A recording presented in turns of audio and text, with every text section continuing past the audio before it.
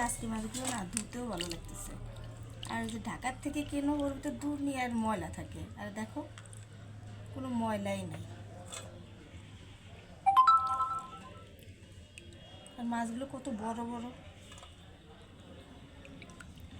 এটা কি চাষের না নদীর? মধুমতি নদীর। ঢাকায় যেগুলো পাওয়া যায় না ওইগুলো আমার মনে হয় যে নদীর না, তাই না? মানে চাষের।